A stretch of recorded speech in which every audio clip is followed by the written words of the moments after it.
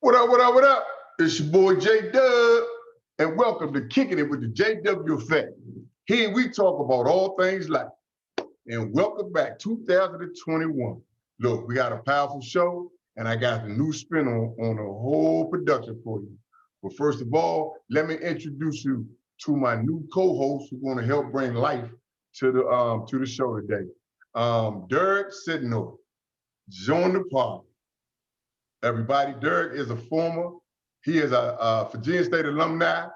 He was the voice of sports at Virginia State University. Say something to the JW world out there, Derek. What up, what up, what up? Thanks, JW. Thank you for inviting me to the show. I'm so happy to be here, make an impact on the day's festivities. I got my red Kool-Aid, I got my fig Newtons, and I got my feet kicked up, and I'm ready to go. Cool beans, you know about the Kool-Aid. All right, so we're gonna get into this, and I always give a shout out to my sponsor, Anthony Bowling at the Bowling Group, out of hold on, let me get this right. It's been a minute, y'all, so my team is gonna jump on me. If you're located in the DMV area, you are looking for a startup home, my main man, Anthony Bowling of the Bowling Group is your realtor, located at 1441 McCormick Drive, Suite 1020, Upper Marlboro, Maryland. Get in touch with him, holler at him and tell him I sent you, and he'll hook you up with some good old property. All right, let's go. Today, the title of the show is Focus Our Future. The gentleman here's Mr. Kevin Watson. He's a Richmond native. Mr. Watson is a graduate of Ranko High School. Mr. Watson received a bachelor's degree from the University of North Carolina at Chapel Hill, where he received a full athletic scholarship to participate not one, but two sports, football and track and field. Mr. Watson in 2013 received his master's degree from Virginia State University. So he is a Trojan all the way. Now with over 10 years of experience in job development and support employment, Mr. Watson loved coaching, managing, and creating meaningful experiences for student athletes. Mr. Watson provides all of this love as the founder and president of Focus Our Future Incorporated. Everybody welcome Mr. Kevin Watson to the show. Hey, how y'all doing out there? Hey, Kevin, to the show. Thanks, man. Thanks, man. And thanks for inviting me to the show. Really looking forward to it. Okay, so we all, well, I met all of y'all when we did the Martin Luther King celebration. It was a great show, and at the end of that, I was like, yo, I'm gonna pull y'all in, get this message out to these young folks, and your platform is a powerful platform. Now, we're going to this journey. I want you to take us on this journey. What took place as a scholar athlete, two sports, going with the possibility of pro, and how all that went for you, that led you to be the founding president of Focus Our Future. And so we're gonna get into this, and what we got for him, Derek? So, Kev, we just want you to just take us a walk down memory lane. That's what Minnie Riperton said back in the day, walk down memory lane. So just take us a walk down memory lane of how do we get from Richmond to Chapel Hill? Like what was that? Yeah, so let me tell you a little bit about me. I was born and raised in Richmond. Single mother, had two older brothers, and I was raised in the east end of Richmond. And very, very humble beginnings.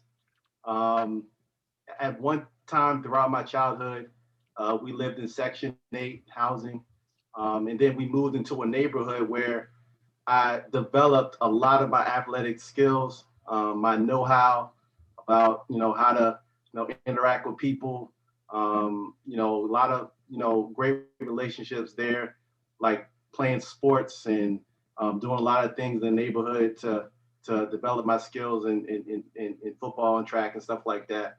And that really is what laid the foundation for my athletic career, and how I interact with people and stuff like that. Okay, that's dope. So the East End of Richmond.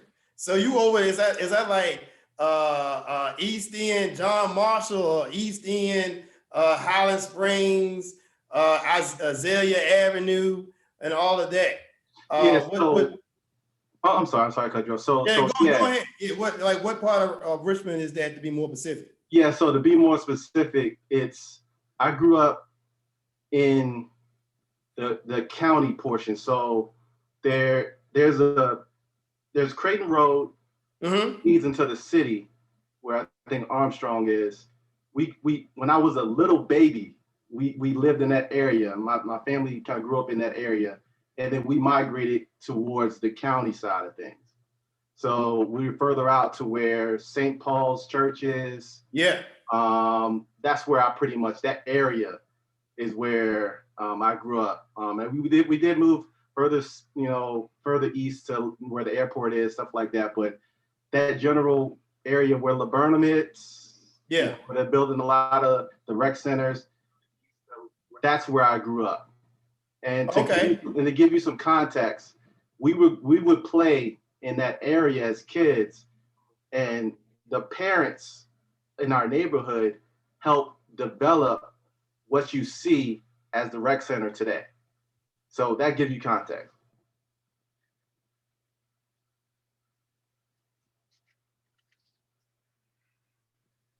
The parental involvement and your friends and things in the neighborhood kind of help develop that athletic ability. So you mean when you came out, you won't run in the 100-meter hurdles? Like, you had to develop that. No, I came out the womb. No, man, I had to develop that. I learned. I had a passion. 1988, Roger Kingdom, hurdle champion. That was my inspiration. So. Okay, yeah, man. So I'm in envy of you, man, because when I went off to college and I tried to play football, we'll put that in quotations, try to play football, we had to do this flexibility test. And the man says, son, you're not flexible at all. So for you to be a hurdler, man, your hips and everything had to be like super flexible. So that means you would be like the next contestant on Dancing with the Stars or something, right? Yeah, give me some Jordans like Nelly. You know what I mean? You can do the thing. But yeah, man. You had to be flexible. And a lot of time was spent running the street, literally. So, racing home, racing my neighbors, playing football, tackle football in the street, tag in the street, and then tackle in the yards, playing ball whenever we could on somebody's basketball hoop. All of us guys, man, I grew up with some great athletes. Not only myself got a scholarship athlete, but was a scholarship athlete, but there's some other athletes in our neighborhoods that became scholarship athletes at the D1 level. Man. Definitely. So we know that the East End of Henrico, the East End of Richmond, doesn't always have the greatest light on them. We talk about the things that happen in the city. Tell the audience how you kind of navigated through some of those times coming up that may have caught some of your other classmates up. Yeah, so my mom, really, honestly, that's my guiding light. She would keep me in the church. I went to church Sundays, Wednesdays, learned a little something from it. So she was my compass. And so she would teach me how to behave, what to do, what not to do. And honestly, I listened. And I learned from my older brothers, because I'm the youngest of two. My oldest brother is 10 years older than me. Oh, wow. So I got the opportunity to see him go to college and experience life, before me. And then I just learned from his examples, whether success or not. And Then I have another older brother who's 3 years older than me. And, I just learned from them. So a lot of times, the decisions I made were based around one, the foundation I had from my mom and, being strict on me with religion and understanding, how to be a good person and a compassionate person, to learning from the examples of my older brothers, whether they're successful or their success and their failures. Definitely, that sounds great. So uh, when we talk about building a village, you say you had your mom, you had your brother. Who else was in this village to help get you from Henrico County to UNC Chapel Hill? Yeah, so I would say there was a coach that I had who really was very impactful in my life.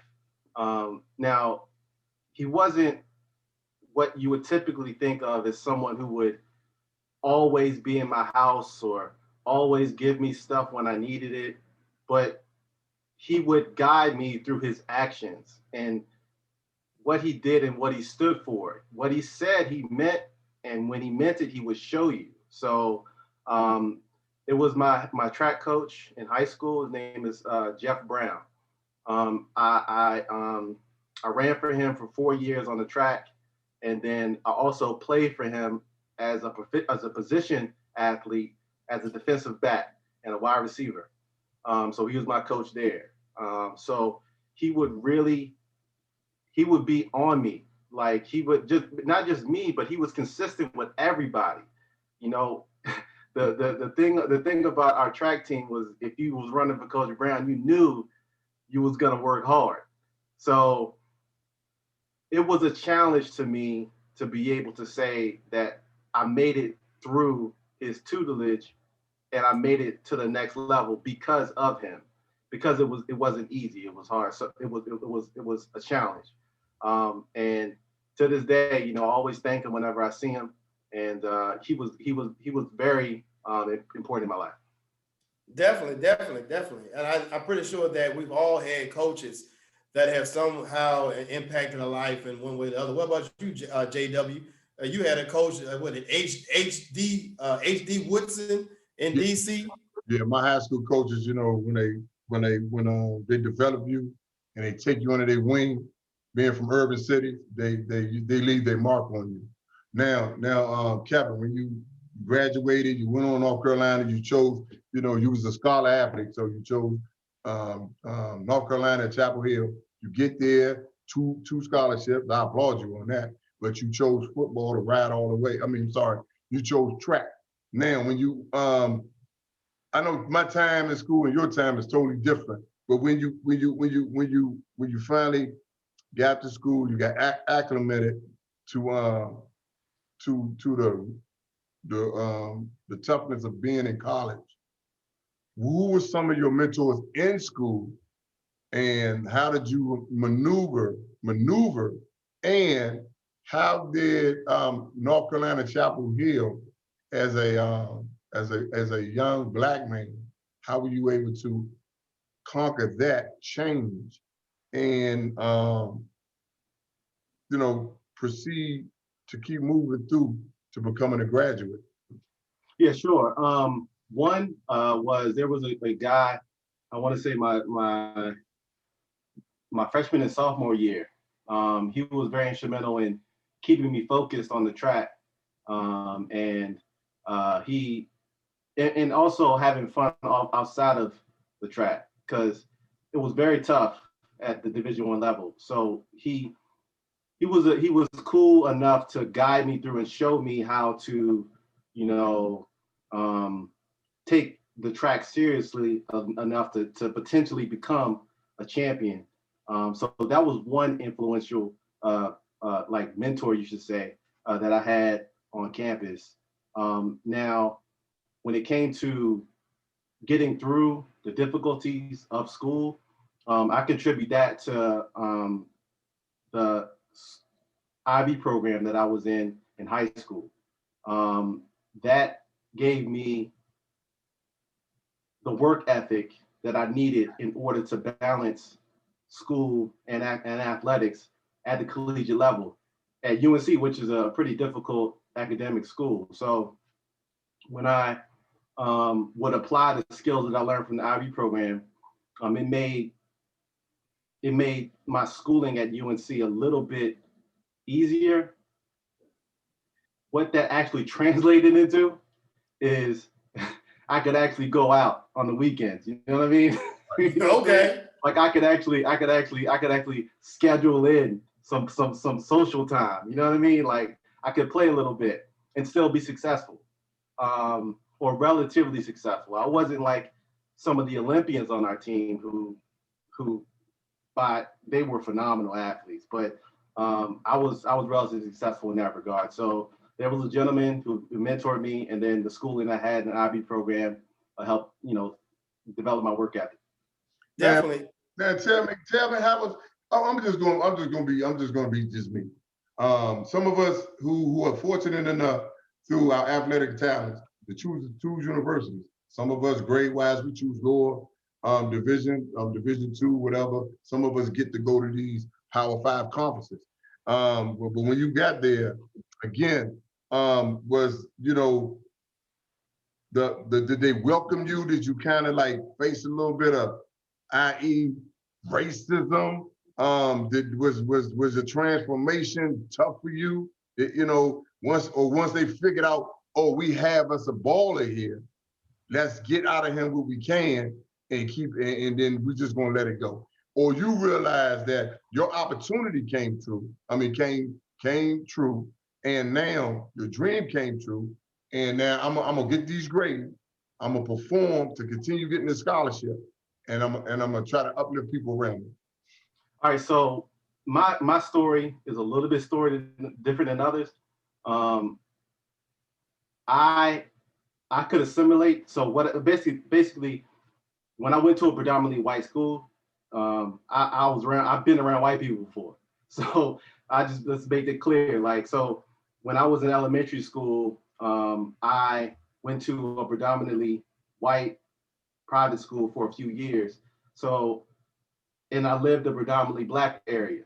And I was able to learn things from both areas. And then once I got to the University of North Carolina, there wasn't much assimilate. There wasn't much that I needed to learn because I kind of experienced the life. It's different. It's a cultural. It was a culture shock for me in elementary school.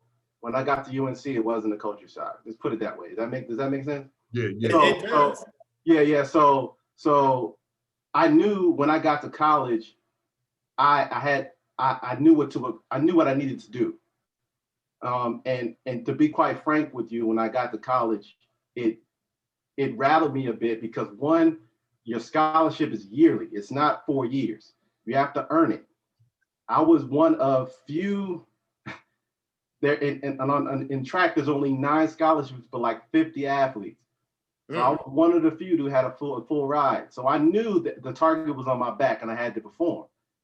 So I thought of it as, this is my opportunity, this is my shot to do what I want to do in life, and let me go after it. So that's how I saw it. That's how I took it. So the assimilation part at the university level wasn't that hard for me, but it was just the stuff on the track that I had to deal with, the performance stuff on a yearly basis. The pressure of doing that and then being in the class is what really had the strongest, impact. Before I let Derek take over now, I want to thank you because last season, one of our shows was called The Assimilation Effect. And when you said it just busted me in the head because you was able to provide some information on a recap of an old show, The Assimilation. So go ahead, Derek. I just want to throw that out there. Oh, and that's good stuff. And that kind of adds to what I was going to ask, because you had said earlier about having a school life balance.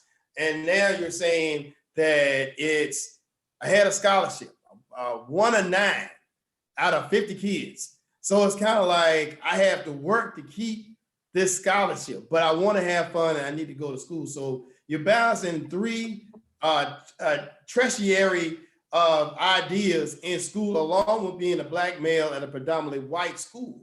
How do you balance all these things, like, like Houdini, like a magician, and stay focused and keep that scholarship? Like what?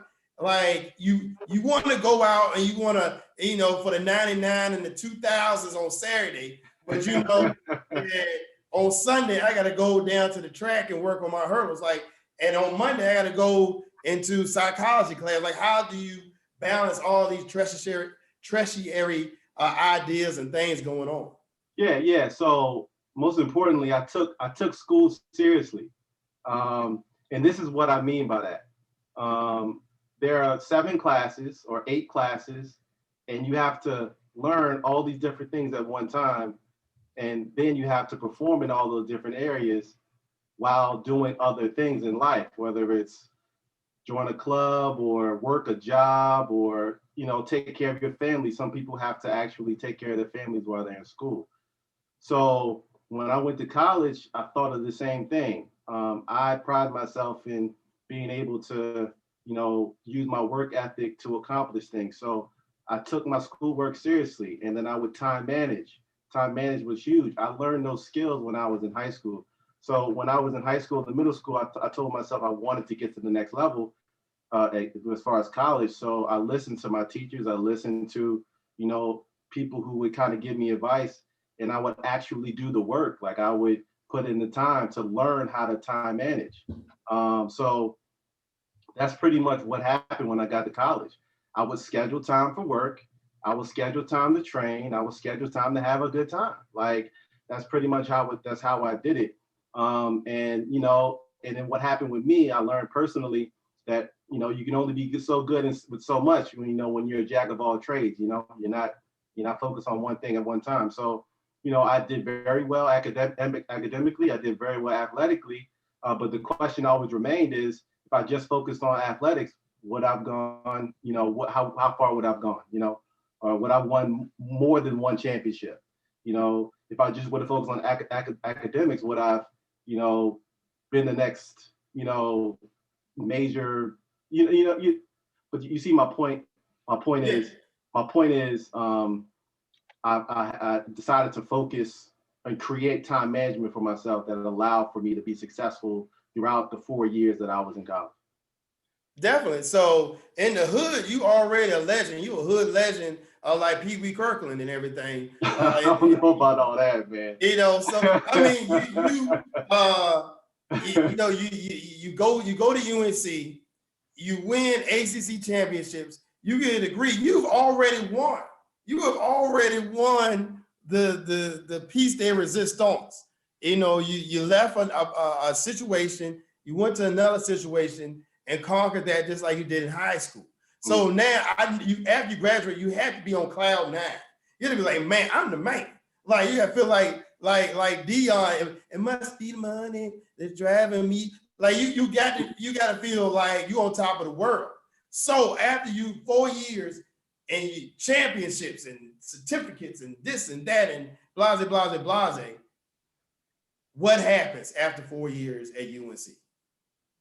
So after 4 years, I actually went to coach at VCU, and also train. And in addition to that, I did some things that I personally wanted to do, like that I wasn't able to do because I realized that while I was in school, you only have a certain amount of time for a certain amount of things. So I wrote for a publication, you may know it, VA Vibe. I wrote for them. That became Urban Views. I was like a cameraman. I worked for them.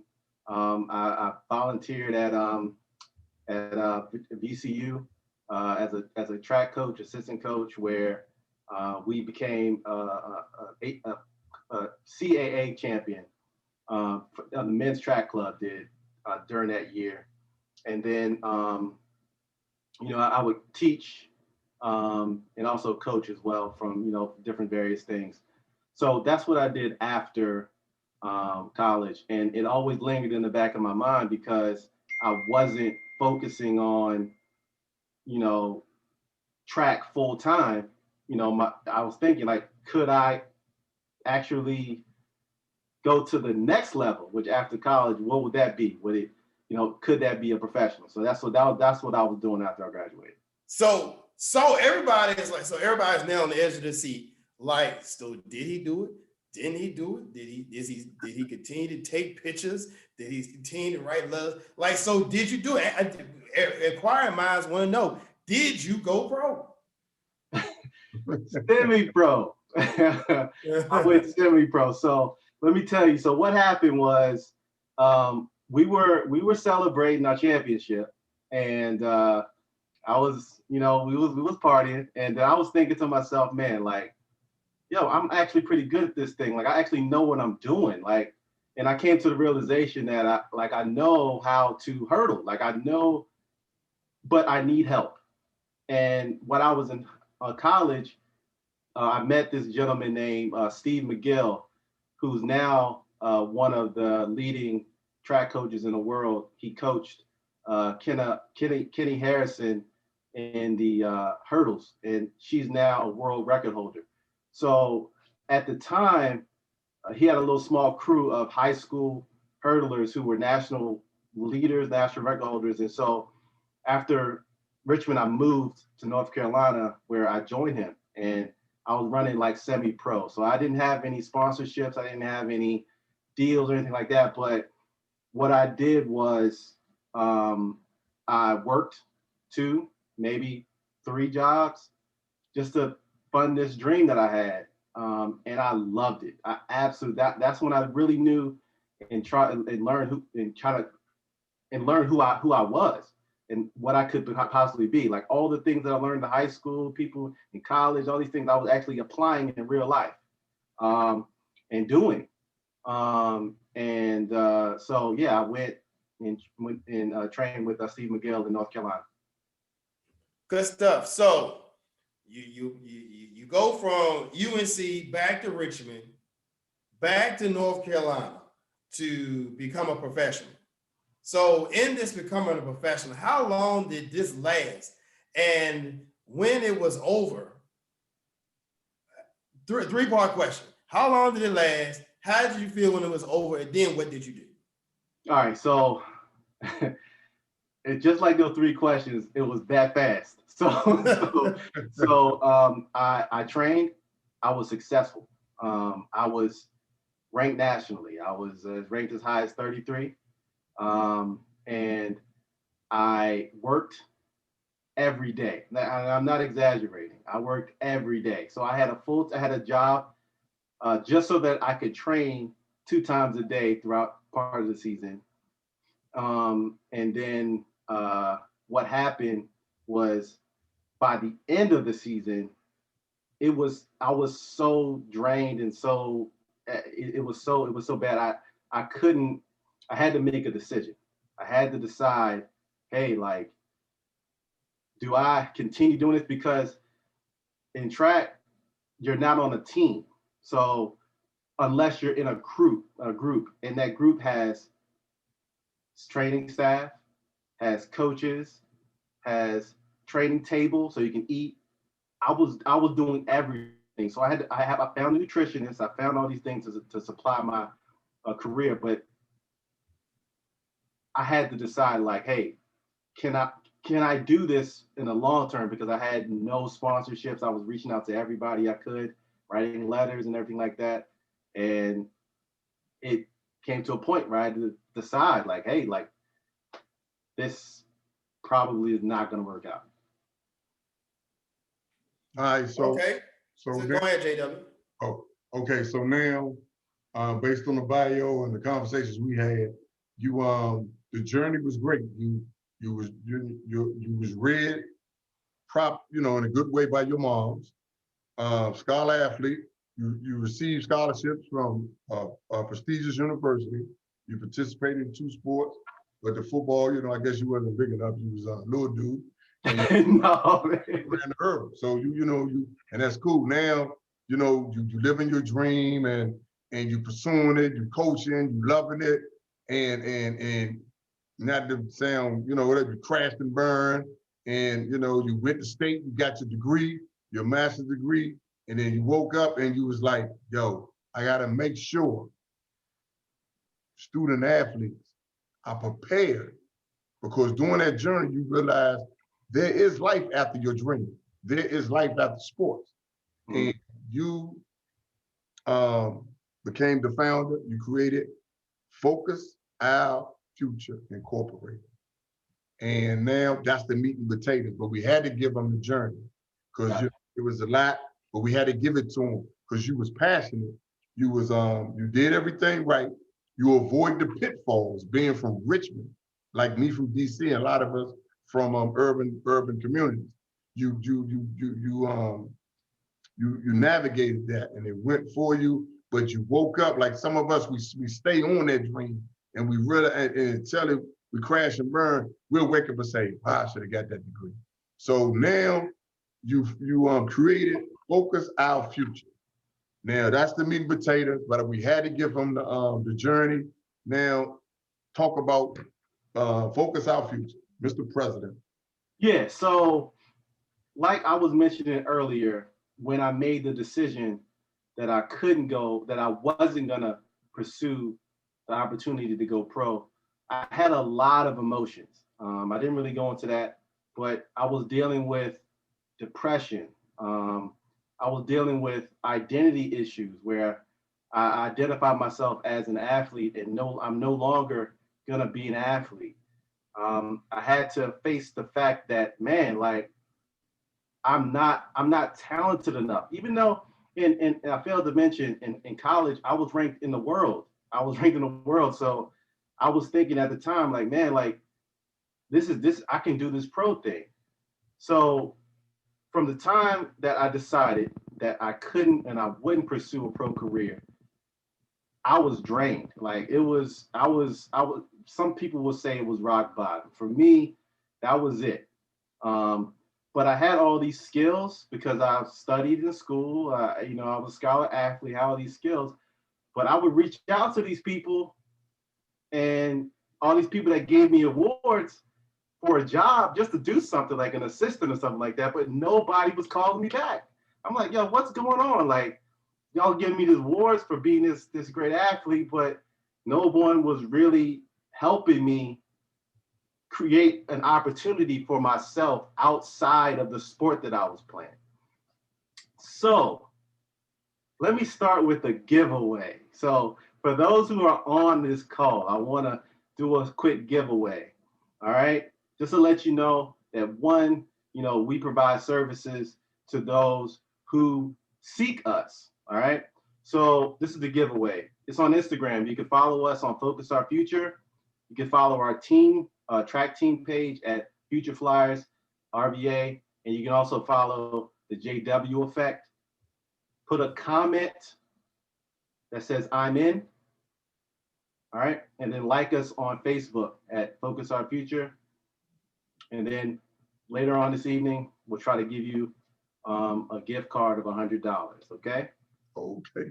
Also, if we have any athletes on the call, what we're going to do is go to focusourfuture.org, register as an athlete, and for the first two, we'll give you a discount on our membership. All right, so let's get into the origin of our organization. So let's talk about the past, the present, and the future. So it started out back in 2013, where I met a mentor, a gentleman who was a fellow track coach. And what he did was he invited me to his house after asking me, hey, what are you doing for your athletes? Because I'm a coach. And I said, hey, I'm going to be on the track every day, supporting them, making sure they're straight. He said, no, what are you going to do for them after sport? And I'm like, I don't know. Like, I didn't say that, but I was thinking like, I had no idea. Like, what I'm saying? So, at dinner, we had a conversation just about how to support athletes and what to do to kind of help them transition from being athletes to, joining the workforce or creating opportunities for themselves. And so I thought, he challenged me at that point. So I thought to myself, hey, let's create an opportunity for them. So I slept on it and I created this event called Fuel in the Future back in 2014. I invited my old alma mater, Henrico, and a school that I was coaching at, and I got rave reviews. So in 2016, I trademarked the event. and created what's now called the Focus Our Future program. We invited some more athletes out, got rave reviews again in 2016. And then I decided that in 2017 that I would create an organization around the basis of that program. So our organization, what we do is we prepare athletes for life after sport for the betterment of communities around the world. And our values are very simple. We believe in the best. We believe in blessing others. B, E is encouraging athletes. S, sharing our time and resources. And T, teaching others. Our organization started through networking, which is the foundation of our program. We network and we mentor. So I knew at the time, well, I still know him today, but at the time he was the principal at Thomas Jefferson High School. And I talked to him, I did a pitch of our program. He liked it, he gave me the opportunity, he opened the door for me.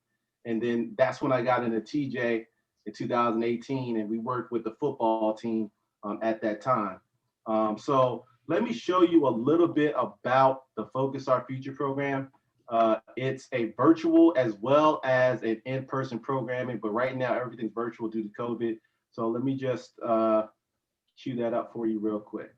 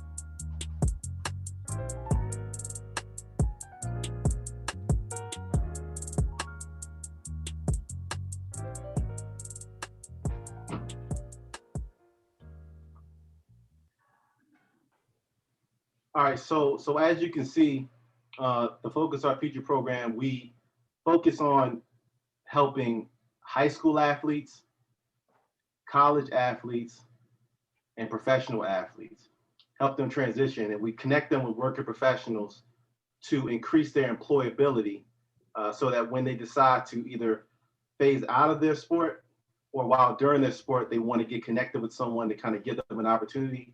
That's what it's there for. It's free to register, all right? And once you become a member, you get benefits such as a mentor to guide you.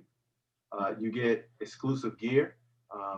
You get the ability to do things virtually. And also, which is also most important, you get the opportunity to engage and learn about what you're trying to accomplish in the future in a judgment-free way. So you can ask as many questions as you like, and it's fun. And we play games and we network in a very exciting and appealing way. 95% of everyone who participates in what we've done, they feel like it's very great overall. It's very interesting. It's very organized and entertaining. So those are some very important things that allow our athletes to be successful as they transition from sport to life after. So we network, interview, and employ. Those are the goals of the Focus Our Future program. So some kind of accomplishments since 2017. We registered over 150 athletes. We're now virtual. We were in person, we're virtual. And so far that's going very well. 90% of those athletes feel like the virtual platform is fantastic. Everyone thought that the entertainment was great. The prizes are great. The hosting is awesome. So in addition to that, we take a holistic approach. In addition to just doing job creation or job development, we focus on overall health. So Focus Our Future Health. What we have with that program is we provide prevention-oriented services, education, and workshops to athletes that positively impact their physical, mental, and social well-being during and after sport. So we've been working with doctors who do workshops on mental health, something that is important, not only in the community that I'm from, but just in sports period, in general. So, so far, every athlete who participated in our workshop, they found it extremely relevant, extremely relevant. Some of our hosts for the workshops have been former athletes, so it's tailored to their needs. So now that's the present. Let's talk about the future, where we plan to go. We plan to get into more schools. Right now we're in TJ, we're at Virginia State, and we're working with an organization called Next Up in Richmond. They focus on middle schoolers and high schoolers with after school programming. We're a partner with them. We just recently got in with Petersburg High School, so we're hoping to create and develop a great relationship there. And also Norfolk State University. We got in there just recently, so we're trying to expand our footprint. We have enrollment specialists, so if we have any people on the call and looking for ways to make an extra buck here and there, we can help. We have enrollment specialists around the state right now who are trying to get the word out about our program to enroll as many athletes as possible, because we need to increase our footprint, to create our awareness, to let people know we have a fantastic service. And lastly, we partner with working professionals. So if you're someone who has a business, or you're working for someone, or you want to partner with us to give opportunities to our athletes, we currently offer exclusive opportunities to our athletes who are registered with us, to give them a leg up as they transition from sport to life after. So in conclusion, I want to say, one, go to our website, focusourfuture.org, to learn more about what we do and register. See, find your role, whether it's an athlete, mentor, partner, donor, and then go there. And then lastly, the giveaway. Follow us on Instagram. Follow the JW Effect, definitely, and follow the Future Flyers RVA, and then put "I'm in" on the comments, and then follow us on Facebook. And later on today, we'll give something away to you. And those athletes that register, we'll also hook you up as well. Whoa. Hey, Mr. Kevin Watson, president, founder, FOF Incorporated. That was a lot of information, and you did a great job on that. I want to tell you first that what you're doing is I commend you because it's a lot of educators on. I'm looking at the people on here. And there's a lot of educators, and a lot of us are from the old school, and we know a lot of athletes who fell short because they was hyped like I was, and many people that I know that they wanted to keep going playing that sport. They wanted to keep going, and they fell short as far as a degree or getting on track with a future dream in the working world. So what you're doing now is great. So now we're gonna go and open the floor up to for questions. Like I said, we have a lot of educators on here, so I'm expecting them to bombard you with a lot of good questions. So the floor is open. Either you know, go down to the icons, raise your hand, or type it into the chat so we can get some more information out of Mr. Watson.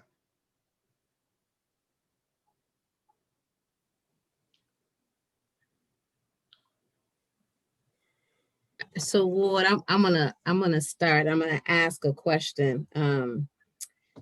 You know, I listened to you. First of all, let me say, hey, homeboy, I'm from Richmond. Went to Marshall Walker High School. So it's so good to hear great things. Richmond is an awesome place, and so great to hear that. But my question to you is this: given your humble beginnings, you know, even though you came from a single parent home, you were given the tools that you needed to be successful. My question to you is this: for those young men and women who are in sports or they have these desires and dreams to go big, but they don't necessarily have the support system like what you had, what would be your advice to those young people?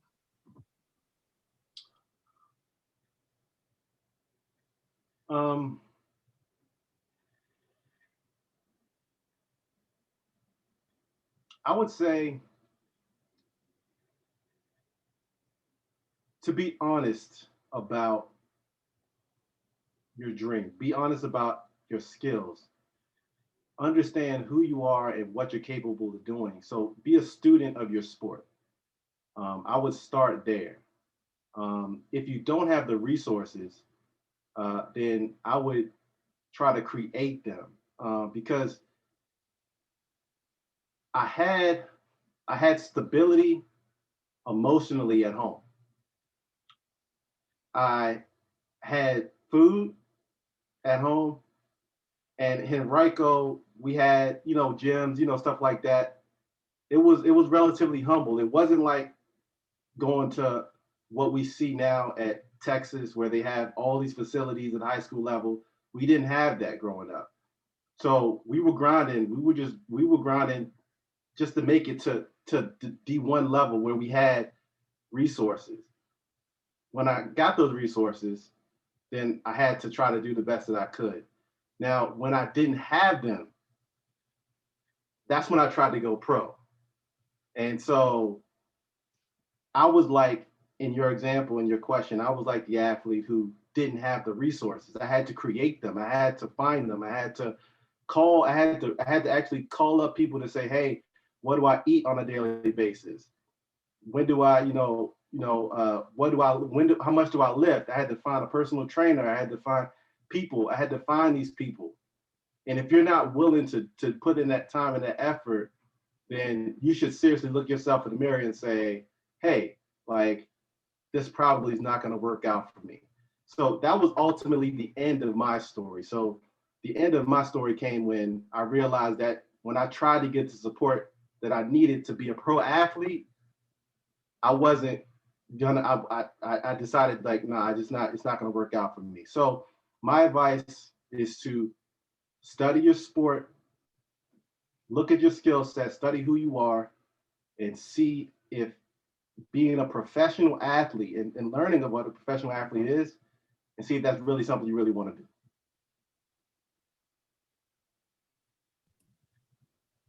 We got did you have?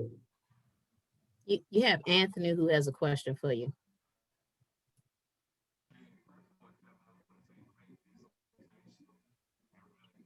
Anthony?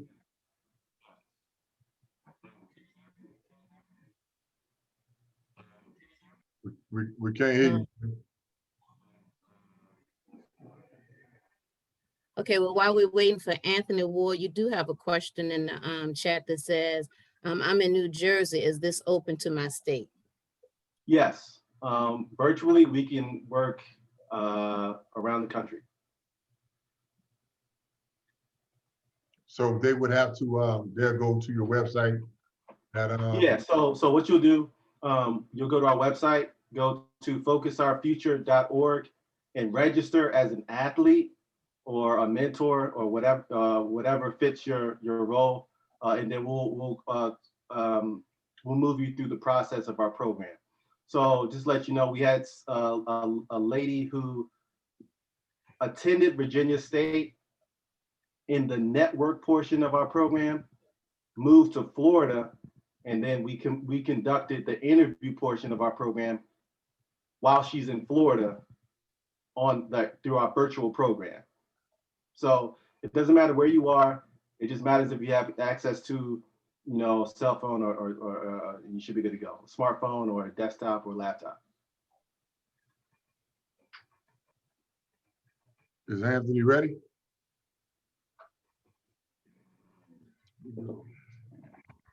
I'm not sure. He's still having issues. Oh, he said sorry about his mic. So Ward, I would just like to ask if he would share his link with us so we can put it in the chat and then others will have it.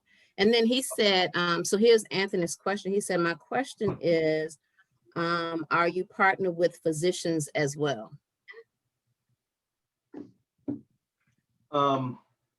Currently, physicians, do you mind if I ask a clarifying question? In what regard? He says specifically in mental health.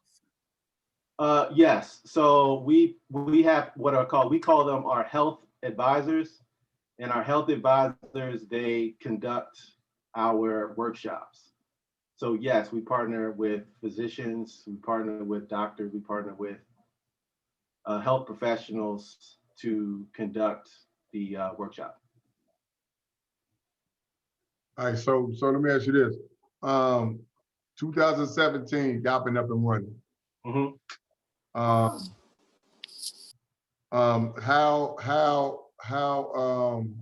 So far from a mental health standpoint, you got a student athlete, and most of the time the struggle is single parent, parent and the area they live.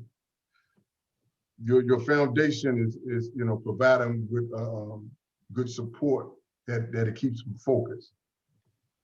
That it keeps them focused, and they're able to continue their journey in the school. Because I understand you showing them life after sports, but if they come in, if they join in your program in high school or middle school, what are you doing to just prepare them for sports on a high school? Say like you what are you doing when you hook up with them in high school to prepare them to move into college? Because we're talking about life after sports, but when it's just sports right there, what did you have in place to prepare them to go into college playing sports? Yeah, so we have workshops. So we encourage our athletes to continue sport as long as they would like to pursue it. But our mission is to prepare them for life after. So we try not to get in the way of their dreams when it comes to a sport, but we do have ways to help serve as a safety net to help them transition. So we offer, services like our Focus Our Future Health. We do mental health services. We do physical well-being. So we have things about nutrition, social well-being. So we do things with finance. So we assist them in that regard while they're playing their sport. So those are the things that we focus on. Okay. Definitely. We had a question from Ron Holloman. Yeah, actually it's a two-part question. The first one is, How long did it take for you to get your trademark from the time that you applied to the time that you actually received the trademark? It took about a year.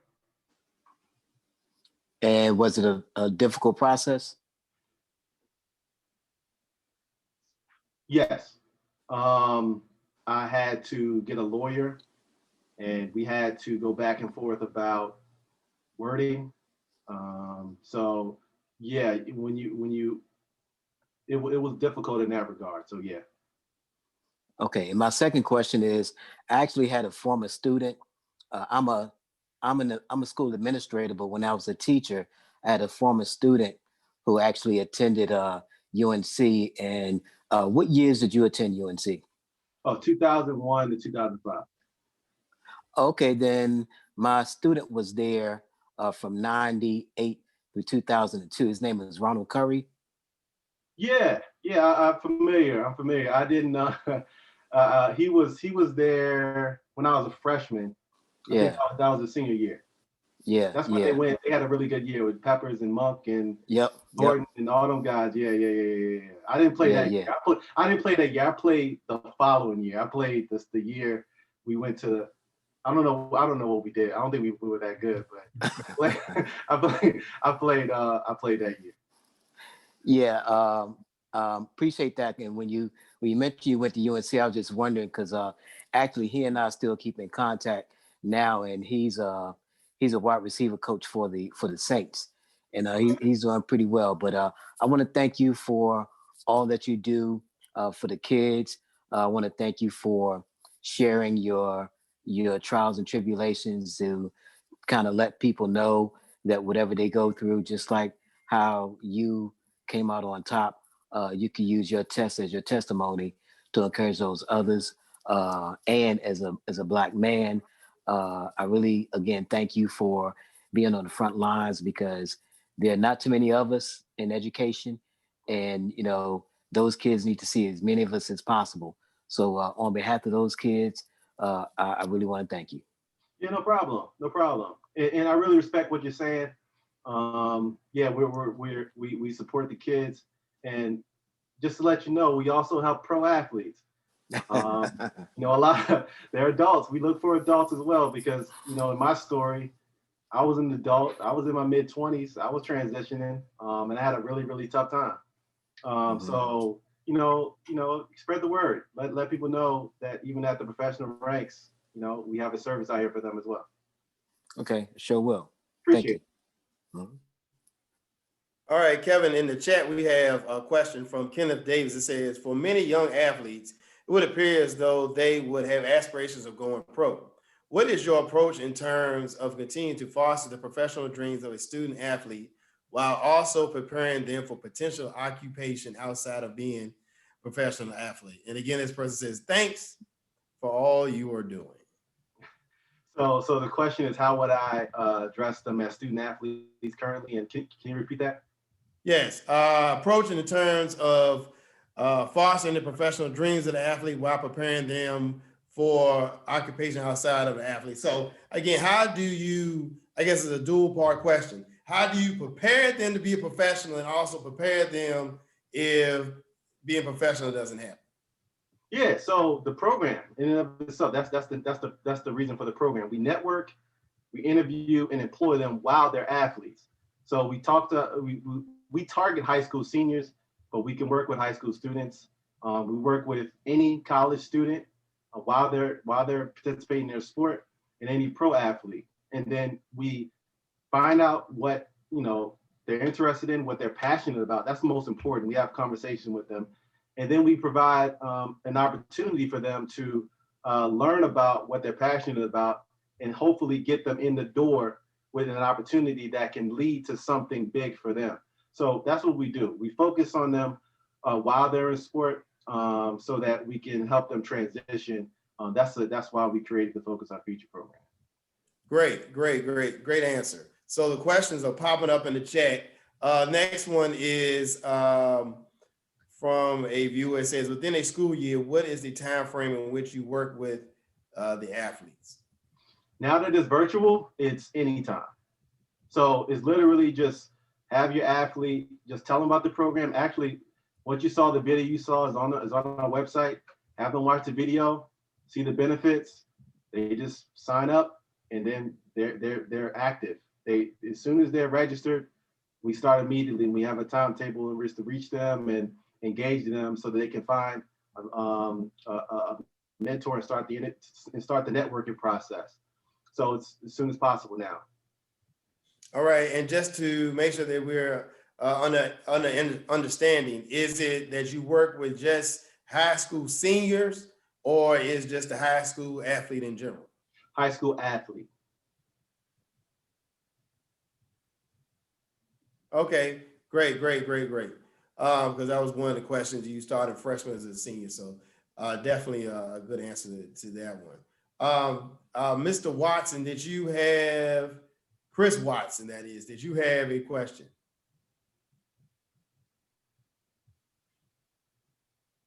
I just looked like he was commenting on Yeah. Curry being a legend. Yeah, so I guess Mr. Holloman is from the Curry was 757. a straight legend. Curry was a Virginia legend, yo. Curry was a beat. Yeah, that Tidewater region. John Madden game. That's how close I got to him. Yeah. The video. Yeah, I remember watching Ronald Curry. Yes. Yeah, that's my dude. Ronald Curry in at UNC. He was another two-sport athlete, played football and basketball. Yeah. So he was a legend, another legend from the Tidewater area. So Kevin, speaking of branching out, getting Mr. Holloman seems to be in the Tidewater area, and it seems that's a hotbed for Virginia athletes. Have you looked at any other schools down in that area? Norfolk State. We recently reached out to them. So we registered their athletes from the track program there, and we're working on trying to reach more of the teams at Norfolk State, and that has been. We did some marketing in that area as well. So. Okay. Cool. Okay. Keep the questions coming in. Again, this is Mr. Kevin Watson. He is the founder and president of Focus Our Future Incorporated. He is passionate about preparing student athletes for life after sports. He just provided us with a lot of information on the beginning, the middle, and the future of FOF Incorporated. Lot of good information. I'm like I said earlier, I'm proud of what you're doing because with this COVID and a lot of social issues, a lot of our young folks can get lost, and we have to become foot soldiers and play our part to reach them, even though they still at the end of the day going to make their choice. We got to give them enough ammunition and a strong foundation through leading and being transparent, so they can find a way and be there for them on their journey. So let's see, anything else coming up? Yeah, so Kevin, the networking events, who gets invited to them and why? And just kind of give us like a helicopter overview of what happens at the event. Yeah, so we do an assessment of our athletes to find out what they're interested in. So if we got somebody that's interested in, let's say, nursing or business ownership, entrepreneurship, which is very popular now, we find an entrepreneur or we find someone in nursing, and we invite them to the networking event. Since it's virtual, we have one-on-one sessions where, let's say it's nursing, we pair the nurse up with the athlete, and then we do fun stuff like, we introduce them, we play games, we play like icebreaker games. We have a discussion session where the professional talks about their experiences. The athlete's able to ask questions. It's led by a host that encourages conversation so they can learn. So they can kind of see what it's like to be in their shoes and ask the difficult questions. All of our mentors are vetted meaning that we do background checks. We make sure that they qualify for leadership, and we review anything that's any discrepancies that may happen on their record, and we make sure that things can kind of can flow smoothly. And it's not to discourage anyone that may have a past. We do understand that sometimes obstacles in people's past help formulate great success in the future. So we highly encourage people to still, become mentors in that regard. If there's something, that they may feel, embarrassed about on their record. So we do highly play games, and we give out prizes. Now on our one-on-ones, we've been giving out $50 gift cards to our winners of our Focus Our Future Squares game. So we have a good time. They love it. The athletes love it. And one of them's already ready to meet their mentor after they finish their sport this year. So it's a really exciting time. Definitely. So I know that you said that you're kind of working with schools in the general Richmond area. Like, how far in Virginia have you reached out as far as bringing them on to the Focus Our Future team? Yeah, so we have enrollment specialists working in like the Lynchburg area. And then we have the Tri-Cities area, and then Richmond. Right now, those are the three areas that we're heavily concentrated in. But like I said earlier, if there's anybody who's interested in, trying to become an enrollment specialist and spreading the word, then, reach out to us. We'll try to find an opportunity for you. And So speaking of enrollment specialists, is that the only position, or are there other positions within the company? There's a few. There's an executive assistant position. There's a parent specialist position. They're the ones that focus on the interview phase. They're typically someone who likes mentoring, who loves the building relationships, finding opportunities. They're the ones that really drive our success. Then there's the role specialist position, and then there's volunteer opportunities to spread the word and make sure that tasks are completed on a regular basis. And if someone wanted to be a mentor or a speaker, do you all go out and find them, or do they come to you all? Both. So we typically find them, but sometimes we have people that just like, hey, I want to be a mentor. What do I do? And I just tell them, hey, just register with us, and once an athlete is fits your needs, and we'll pair you up. outstanding. All right, so that was powerful, Derek. I appreciate that. Most definitely. One more question. It says, do your mentors require a student athlete background? No, not at all. Because our mentors, they need to be like working professionals. They need to be someone who can provide an opportunity for our athlete, and they do not have to be athletes. We did not at all. Like, we encourage people to just be able to look at someone, get to know them, and say, hey, this person could benefit from this opportunity, and then they walk them through the door. That's what we need. We need people like that. Those are our successful mentors, and they've been successful in the past doing that. So we have some on our team that's doing it now, but we look forward to getting some more in the future who will do the same thing.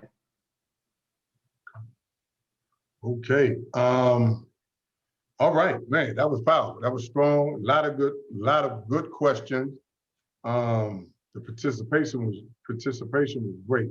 So we're gonna wind it down, but first, before we close it out, Kim, do you have any last words for Mr. Watson? No, I just think it's awesome what he's doing. I just asked about Northern Virginia. I teach in Northern Virginia. I teach at T.C. Williams High School. And I was just wondering if you had ventured out to Northern Virginia schools, in particular, because, we could use that. I'm not sure if I'm ready to join to join your team to be the recruitment, but I can give you the contact and the resource information for that. But I think it's awesome what you're doing, because our young people do need that. They need guidance. They need someone who cares enough about them to show them and give them direction so that they can be successful in whatever it is that they do. So kudos to you, and continue to do what you're doing. Yeah, thanks. And y'all have an athlete. I don't know if you're familiar with Noah Lyles. Yes. Yeah. Sure do. Yeah, man. He's big time. Yeah. He's one of my favorite athletes right now, man. He's big time. So yeah, we don't have to be a specialist to, spread the word.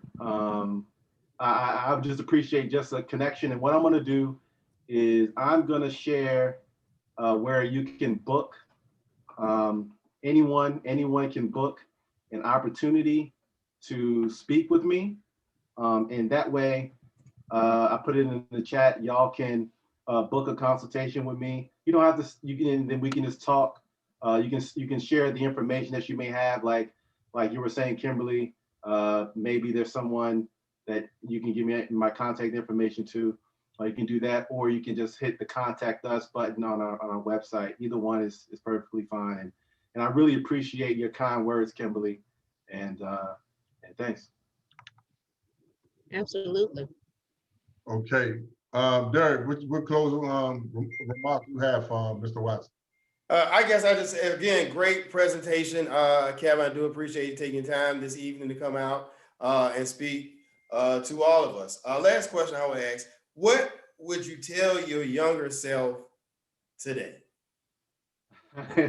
Invest in Apple. I'll tell myself invest in a stock like that. Like invest in Netflix. That's what I tell my younger self. No. One thing that I would definitely do is to, man, I think I would tell my younger self that regardless of what passions that you have, and what you think you can accomplish, you can always, no matter the result, you can always turn it into something positive. So there were times in my life as a kid, I was really scared. Like I was really scared to go to UNC because I knew it was a one-year scholarship and that I could possibly lose it. I would tell my younger self then, like, don't worry about that. Like, it's okay. Like, regardless of whatever happens, you can turn it into something positive.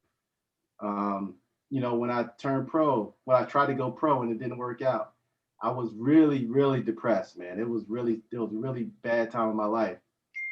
I'll tell myself then, like, look, it's gonna be okay. Like, you can turn it into something positive.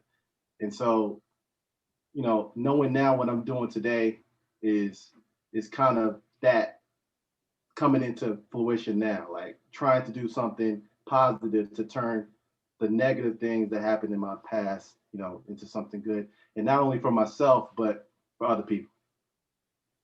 Okay, you were gonna be that was gonna be the next question for you to what would your final advice? And it is invest in Apple. Yeah, that's Netflix. Yeah, that's something like that. No, but yeah.